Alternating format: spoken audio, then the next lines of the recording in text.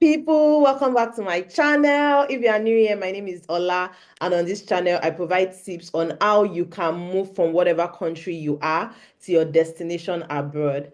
In today's video, we'll actually be doing something different because I feel like most of you have been asking about what the job search process is like for international students. So whether you're a prospective international student and you just want to kind of like move ahead, probably you are curious about what the job search is like right now for international students, then I would say that you should stay and watch this video. Or maybe you're even a current international student. I am sure that Dr. Obed, who is on the call with me today, has a lot of insights to show us today or to share with us today.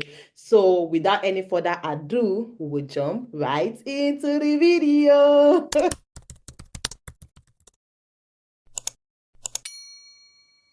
Don't know. Good day, Dr. Obed. He has been on my channel before. So if you want to kind of like watch his admission story, I can pop it up on the screen. You can watch it. Then he also has a YouTube channel that he shares a whole lot. So I would also put his channel on the screen. So make sure you check that out.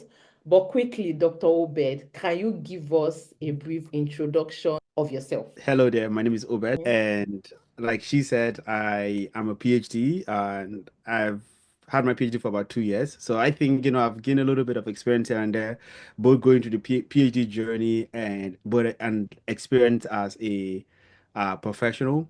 And I'm one of those people that immediately transitioned into a career right after my PhD program. So no postdoc or any transitory kind of program.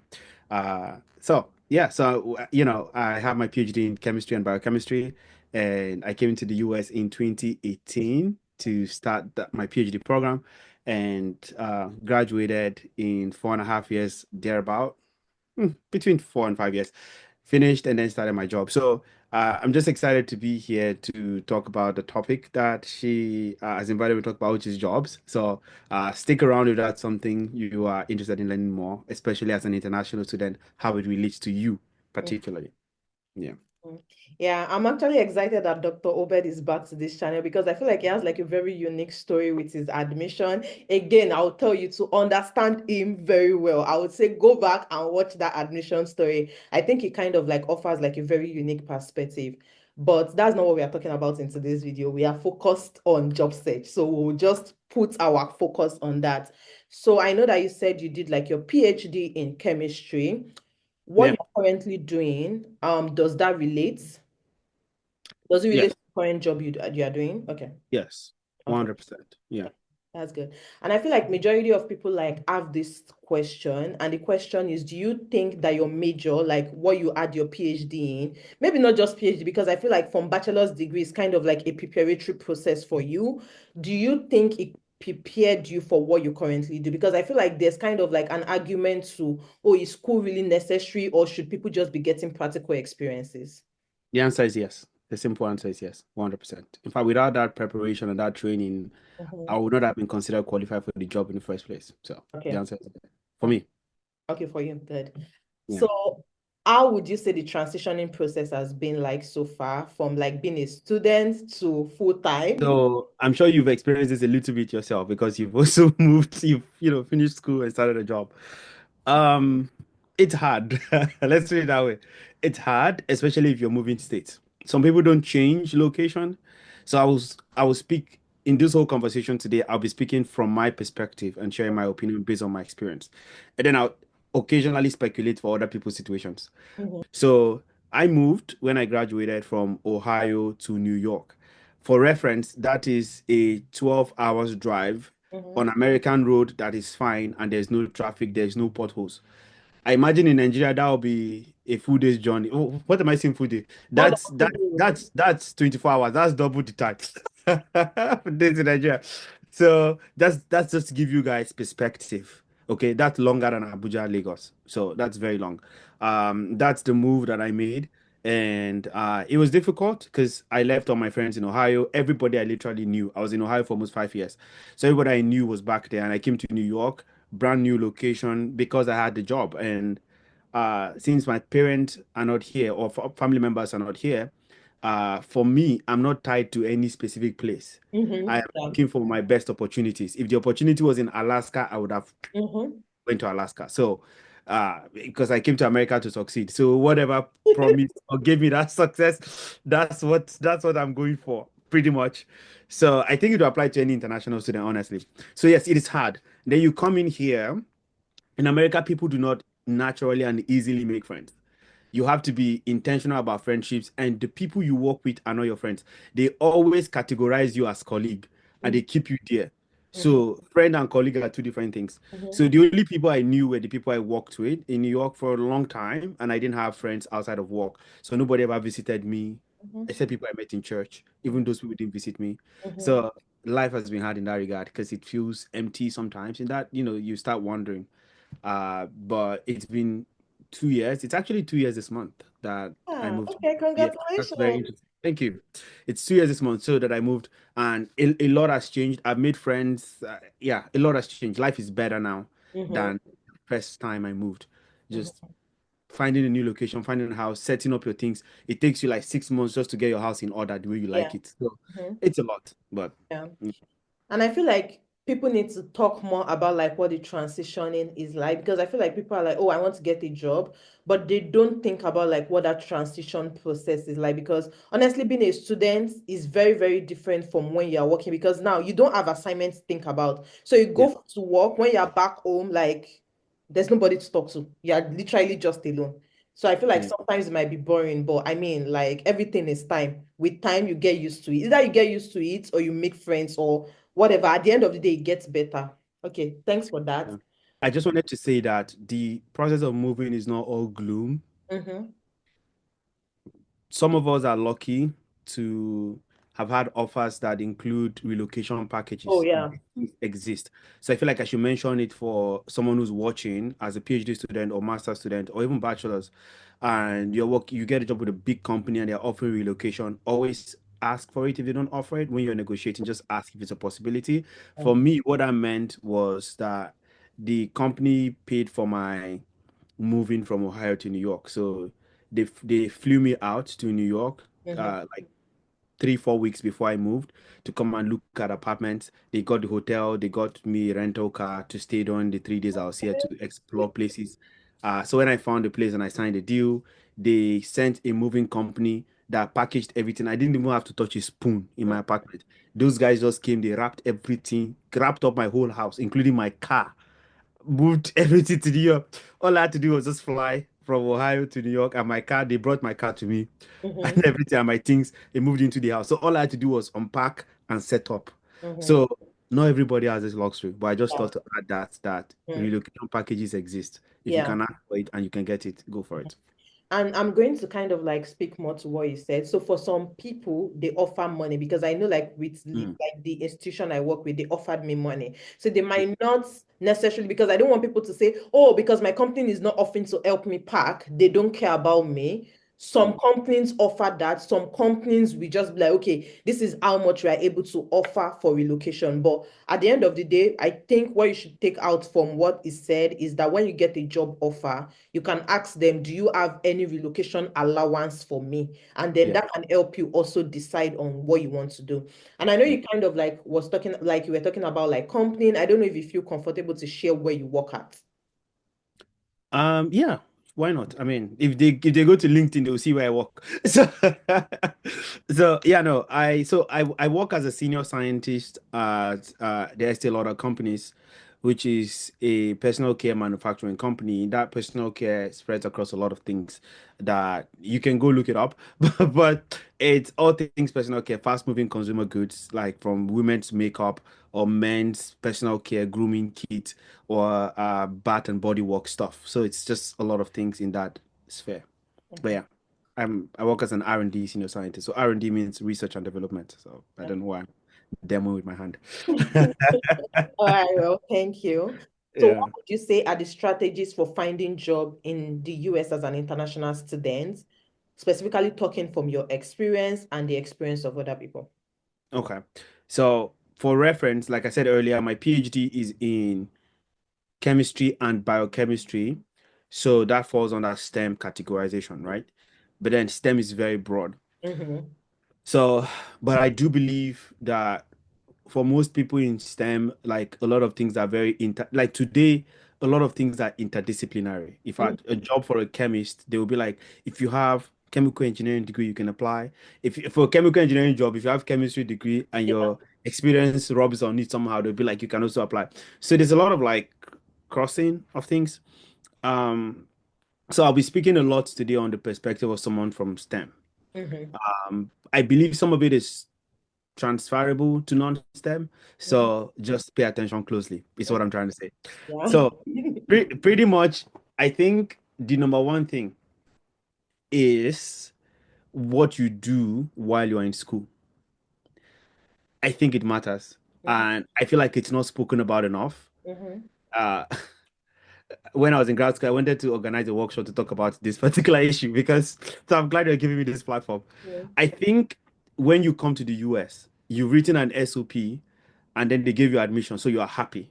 Mm-hmm. And you thought when you come to the US, that thing you wrote in your SOP is what you're going to end up doing. Mm-hmm. Flash news, that's not the case for everybody. Mm-hmm. And when that happens, when it happens that you don't end up doing what's in your SOP, is also not the end of the world. I didn't do what was on my SOP.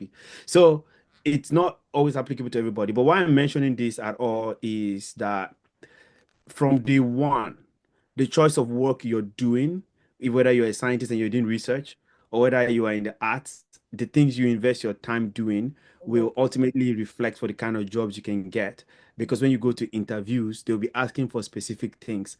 You Mm-hmm. can only answer based on your experience. Okay. If your experience does not rub on something, you can hardly fit yourself into the interview mode and get Mm-hmm. that job. So that's what I'm saying. It starts from day one. So if you are a first year grad student, second year, third year, fourth year, whatever year you are in, just know that you've already set yourself on a track if you've already established a pathway doing something. Mm-hmm. So it seems like I'm speaking in the air. So let me give a specific example. If I wanted to work in pharmaceutical company like Johnson and Johnson or like Merck, and then I went to grad school and I was doing research on semiconductor as a chemist because in chemistry, as we know, is very broad. You can work on batteries, you can work on semiconductors, you can work on medicine, like medicinal chemistry, drug formulation. If I went and I was doing semiconductor, I think even you and I now know that I have no business with Johnson and Johnson. Mm-hmm. Do you get where I'm going with this? Yeah, that's So not where you're I coming. can't come to the end and then I'm like, oh, I thought I could work at Merck or Pfizer. You can't do that. So it starts from day one. It starts from what you were doing in school. Or Mm-hmm. if you're working on batteries, now you're looking at companies like Intel, Tesla, Nvidia. Mm-hmm. Now you have no business with. So, or it's also vice versa. If you want to go to those areas, tech, do Mm-hmm. research along those lines. Yeah, okay. So don't then do biological chemistry and Mm-hmm. then expect to get the job at Intel. Yeah. So just wanted to put that out there. It's very important. So before you move on, are you Mhm. saying that once somebody like gets admission into grad school, because I feel like for PhD you still have time to think about it, but for master students it's just 2 years. Are you saying that when they start school or when they want to start a research, they should kind of like ask themselves the question of what am I interested in after school? Yes, Okay. 100%. Okay. An easier way to do it. An Mm-hmm. easier way to do it. If you have somebody you like, Mm-hmm. somebody whose career you like, Mm-hmm. that's your field. Mm-hmm.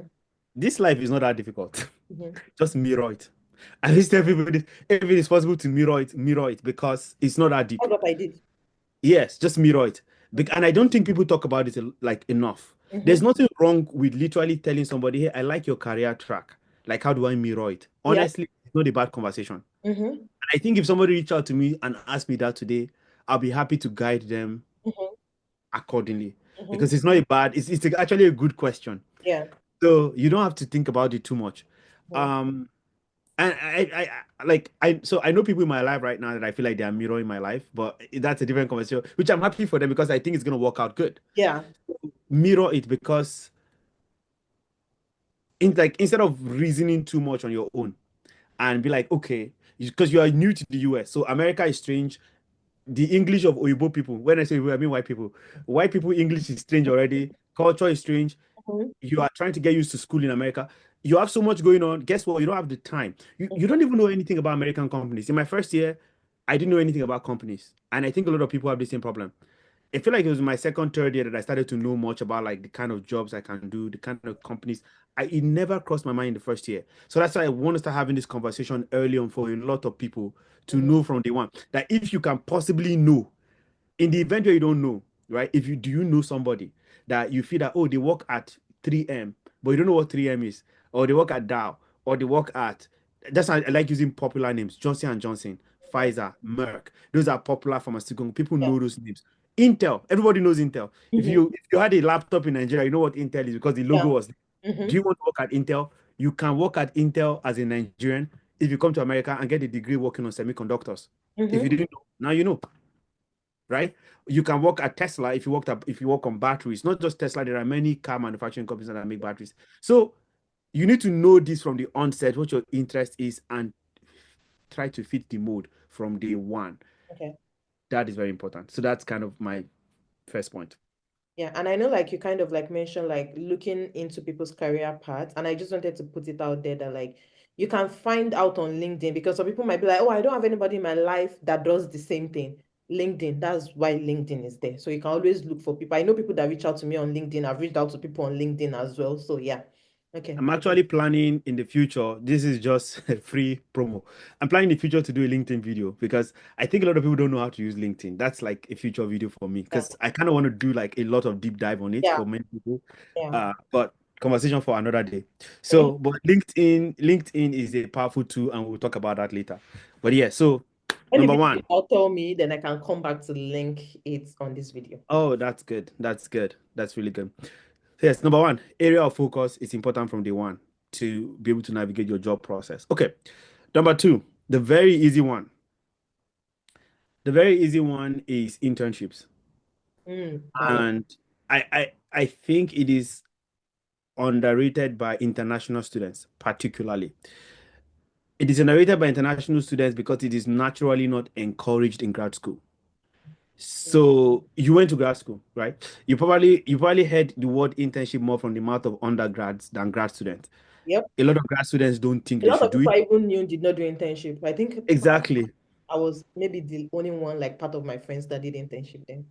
It doesn't cross people's minds. Yeah. Now, I'll talk a bit about this because I think it's very important. Now that I work in industry and now that I have graduated and I've seen a lot of things at this point, where I also have seen grad students that have done internships. I know of grad students that did internship at Regeneron. Regeneron is a pharmaceutical company here in New York. I've seen there's a different person that did internship at Eli. So Eli Lilly. Eli Lilly is one of the top biotechnology pharmaceutical company. I know someone who did internship at 3M. I was talking to her. She went to Yale and she did internship in her second year and they gave her a job offer after the internship. So she had 3 more years to graduation and she had a job offer. Yeah. So another person told me this. I have a friend who is a HR head of talent acquisition in a company. She told me this. So she's been on the older side, like she's a seasoned person. And she said something to me. She said internships are extended interviews. Yep. So if you've never heard it before, you've heard it here for the first time. Yep. Yep. Internships, Inka, you can put that on a caption. Yeah. Internships are extended interviews. A lot of people don't know this and they don't understand the value of it. So if you don't know it today. Now, why do grad students not go on internships? Two reasons. Number one, they didn't see people around them doing it. When I came, the reason I never really did it was nobody in my lab ever did it. Nobody in the department does it, in chemistry department. It doesn't cross, it's not a conversation. Now, the second thing, that means the second thing. Why is it not a conversation? It's not a conversation because the professors are selfish. So my professor will always ask me, what's your future goal? He knows I don't want to be in academia. I want to be Mhm. in industry, right? If he wanted to be honest with me, he would have been like, okay, Obed, I want you to have the options when you're graduating. I Mhm. want you to use your summer and explore internship opportunities so that you can build network. Mhm. That is the easiest way to build network. That's why I'm encouraging internships. He never did that. He never pushed me. He never But you mentioned want to it. work on their research. Now, if you go for internships, I'm going to throw numbers. I like throwing numbers. The undergrads that go for internship, the undergrads that did internship even in Miami, we had internship programs. The people I've worked with, people I've trained during internship time in summer, undergrads, they were paying them $5,000 for 10 weeks of work. Mhm. If you're a Nigerian, go and do the math. Go and do the math for the Naira equivalent and be Mm-hmm. shocked. For 10 weeks of work, they pay these kids. These are children, they're like 19, 20. They pay them $5,000 for 10 weeks of work. They Mm-hmm. will never make that money anywhere else. Mm-hmm. Miami provided housing for Mm-hmm. them and food card. Isn't Mm-hmm. that crazy? So my company right now, Estee Lauder, if you're doing internship with us, we provide hotel, they pay for hotel for the whole internship period, and there's a bus service that brings them to and fro the hotel and work. And then they still pay them, I think, $10,000 for 10 weeks. That's like $1,000 a week. A week. That's insane, guys. So I'm sharing this because I think a lot of people don't know this. And now at this stage, 2 years after graduation, I've seen graduate students that have gone on to do these internships and they pay them a lot of money. Yep. So you make money that 10 weeks, you meet people in those companies. Now you know somebody. Now you can say, oh, I know somebody at Sabic. I know somebody at ExxonMobil. I know somebody at 3M. I know somebody at Dow. I know Mm-hmm. somebody at Shell. You know why you know that person? Because you interned there. Yeah. Also, before you move on, I would Yeah. also say that even some people for internship, the company call them to offer them job because I know like one of my friend who is like a grad student is working right now. When he wanted to go for internship, then his professor specifically said no, but he insisted that he wanted to go. So the lady said no scholarship. He was like, well, that's fine. I still want to gain experience because I don't want to stay in academics. And then he interned and then he got the job offer. That's where he currently work without doing Good. any interview because they are just like, we want to retain you. So I just wanted to like I'm put that actually out. coming to that point. So I'm glad you went there Mhm. because I know a practical. This is someone that's close to me who I knew that his boss was not going to let him go. So Mhm. this person, so sometimes that's why I started off by saying the first thing is the reason people don't do internship, grad students, is they don't know that they should be doing it. Number two, the person that should tell them is not telling them. Yep. As the advisor. So now, the reason the advisor is not telling you is because they are selfish. They are selfish because they want you to work their work. So every time you go out of your way and you apply for the internship, sometimes it's a battle between you and them. Yep. It's a battle you must be willing and ready to do. It don't think of it as a fight. Sometimes it's not a fight, sha, but just be ready to haggle with them because they will try to negotiate with you. Just tell them that your goal is to be in the industry, so this is good for you. You need it, and no professor has the right to stop you. Mm-hmm. And if you stand your ground, they won't stop you. So it's just 10 weeks of your summer. They typically don't pay you in the summer. Even if they pay you, it's like peanuts compared to what the internship will pay you. So go to your internships and you have to fight for it sometimes, or fight for it and take that opportunity. And if your advisor, also just a pointer here, if you know your advisor is someone that potentially might stop you, get the offer before you go to them. Yeah. In case I didn't say well, apply. Also, you need to apply the internship 1 year ahead of time. I don't think I mentioned Yeah. this. Yeah. So you need to also be particular. So if you are in medicinal, I'll maintain one example throughout this conversation. So if Yeah. you're in medicinal chemistry or drug formulation or just general chemistry or biochemistry, and you want to end up, or you're doing like micro and cell biology and stuff like that, and you're interested in pharmaceutical, because you can work in pharmaceutical even you're a physicist, chemist, or whatever. So if you're in STEM, you can look for like a role there. If that's the space you are interested in, you can go to like Johnson and Johnson's website and literally search for go to careers and search for internships, summer internships, and they will show you the summer internships. They're usually applying 1 year ahead of time. So Mm-hmm. apply, prep your resume, get any recommendation you need, apply. Don't bring it up to your boss until the offer is in your hand. Then go to them and say, I have this You're offer putting in them my in a hand. box. There's nothing I can do. Mm-hmm. Because their natural reaction, I promise you it has happened to me. This is from experience. Their natural reaction from day one when you tell them is no. They would try their best to discourage you in the most polite way. Mm-hmm. They don't want you to know, they don't want you to go. So Mm-hmm. they will try to make it look like my advisor is to do that. You like to make it look like it's my idea not to go. So I that's gaslighting 101. So he tried to gaslight me into thinking I don't need it. Mm-hmm. So please don't be like me because my first year I wanted to actually intern not even in a company but in another university, Carnegie Mellon. And his first question to me was, "Who was going to pay you?" And that was my mistake because if it was industry, if he asked me that question, I said, "Don't worry, they will pay me." Mm-hmm. So I had the right idea, but I was looking the wrong place. Mm-hmm. So since that time, I just shut my mind from going internship summer, Mm-hmm. from going to summer internships. So just now that you know, you are already one step ahead of me than I was then. So good job. So I learn hope. from Dr. Obed's mistake. That's simply what it Yeah, said. pretty much. Pretty much. pretty much. Okay, so that's internships.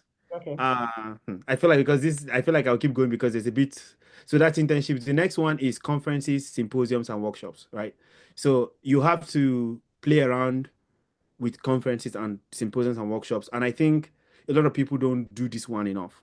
Mm-hmm. And I'll be very specific here. There is conferences like NSB, National Society of Black Engineers.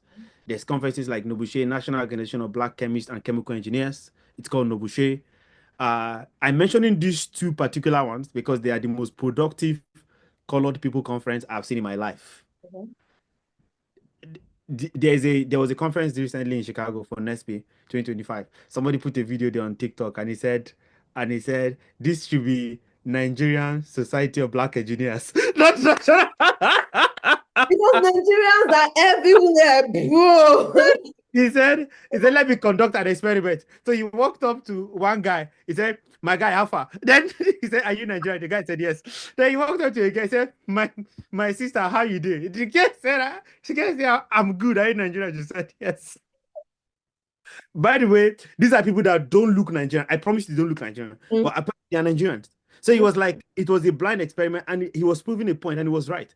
Your brothers and sisters are here doing Mm-hmm. it, guys. So for those of you that have not heard, now you are hearing it. Go to Nesby. Also, you don't have to be an engineer to be part of Nesby. Yeah. You can be a chemist, you can be a biochemist, you can be a biologist, because there's biochemical engineering. So biochemical engineering can be like biology and a little bit of engineering, biochemistry, a little bit of engineering. So anything you're doing in the STEM space, guys, join Nesby, NSBE, that's what it's called, or join Nobushe. You don't even have to join. Just monitor when the conference is happening and apply to the conference. Okay. Now, since we are here, if you're applying to Nobushe Conference, that's the National Organization for Black Chemists and Chemical Engineers. It's called Nobushe. You can Google it. So if you're applying to Nobushe, when I went to the conference in Florida, they paid for my hotel room. It was a five-star hotel. Mm-hmm. So if you're a student, because they have so much money, let me emphasize that they have a lot of money. So they usually offer scholarship to students to attend the conference. Yeah. So if your concern is money, they'll cover that. And I got almost 2 interviews from that process. And there's a lot of the reason why I mentioned these conferences and these organizations is you usually get job interviews. It's some people get hired on the spot. I knew somebody that got offered a job on the spot after I Yep. presented. That's how I'm catering not got joking. a job. That's how catering Yes. got a job. It was at Oh, the there you go. Yep. There you go. There you go. By the way, catering is somebody we know mutually. Yeah. So, guys, this is a real thing I'm telling you. So, explore conferences, very powerful. Workshops, take people's cards and actually send follow-up emails. The idea here is, or even ACS. ACS is like American Chemical Society or American Chemical Engineering Society. That's ACHE. All of those, join them and be like, go to their conferences if you can, present your work, but go to their career fairs and look around and introduce yourself and kind of do their normal. They usually have like a normal job at like job career fairs. Go to those. Those are avenues for getting jobs. Something I wanted to say, the reason why this one stands out to me, Mm-hmm. in those during conferences, both Nobushe, NESB, and ACS or ACHE, what is good about all of them is they are big name companies that come there. So usually the question of your green card might not be a problem Mm-hmm. because there are companies that might be aware that you might need sponsorship. So that Yeah. already saves you a lot of trouble because they know there's a lot of international students. Like I said, the Nigerian Society of Black Engineers. I'm just joking. So they already know that people like you exist and you might need sponsorship. So Mm-hmm. that saves you a lot of trouble. So the next thing is networking. And I know you mentioned LinkedIn earlier. So I wanted to talk about networking. And networking is you can do it through LinkedIn. Don't do it on Twitter. So needless to say, don't do Twitter, Instagram, TikTok. So this is funny. There are professors that are on TikTok. So there are professionals that don't do that. So LinkedIn is the main place Mm-hmm. for networking, and it ties back to what I was saying earlier. Those organizations I mentioned are also the places. Now, And if you are, talk about networking. Also know how to send the right message because people, the way people send me messages on LinkedIn, ah, Jesus Christ. I will just rest my case. Continue, yeah, sir. good. So networking is powerful. You got to know how to do it right. Yeah. It's very important. Mm-hmm. And I feel bad for a lot of people because that doing it right part, that is where the problem is. Yeah. Sometimes when you message a busy person like myself and you message me, hello, how are you? Good afternoon. I promise you I will never answer you. Yep. The reason is I don't have time to be answering how are you. Like we're not here to talk about the weather. Yep. First of all, I don't know you. So don't Mm-hmm. ask me about the weather. Don't ask me how I am, right? Mm-hmm. If I saw your message, the chances are I'm fine enough to be on LinkedIn. Yep. So like I'm fine. Mm-hmm. So please don't tell people, don't be asking people how they are. You Mm-hmm. can be like, I hope this message finds you well. But if you do that, that's fine. But at the end of the day, like don't be like, how are you? Just be like, I hope this message finds you well, or I hope you're well. Then go ahead and list your reason. The Yes. first message you send, let it contain the message you want to communicate, Yes. especially if you are reaching out for the first time. Mm-hmm. If somebody wants to answer you, they will answer you. If they don't want to answer you, they'll leave it alone. Mm-hmm. Help. Uh so but LinkedIn, like I said, this is inspiring. I need to actually work on that video because I need Yeah. to record my screen, show a lot of that. Yeah. Uh and do I do make content? I also put a lot of examples, so I'll probably show a lot of that. But let me share an example here since I'm talking about LinkedIn. I once was looking for a job. Well, I was looking around like shopping. So I saw one job in Columbus, Ohio. I was like, Columbus, Ohio, I like this location, right? So I was like, for some reason that will not be mentioned. Yeah, we know, we know, we know. Continue. So I was like, I like this job. I like this location. I was just like, okay. So now I took the company name. Uh, I took the company name and I know what the job title is. So I put the job title on the LinkedIn search bar and then I put the company name there. Then I searched it. Now, what it did was I want to see who has been in that role in the same company or who is currently in that role. It could be multiple people who with that same title. I just want to find people that are currently in that role, see what they're doing, see who they are. So now I found one guy because they're people. So I found one guy. So I was like, okay, let me message this guy. So I think I had premium then. I don't remember. I might have premium or not. No, I didn't. I didn't. So I messaged him, I connected first, and then after like a day or so, he accepted. So I noticed we are now friends because I didn't have money then to connect with him like that. Well, to pay LinkedIn. So so I messaged him. I literally introduced myself and I told him I spotted the job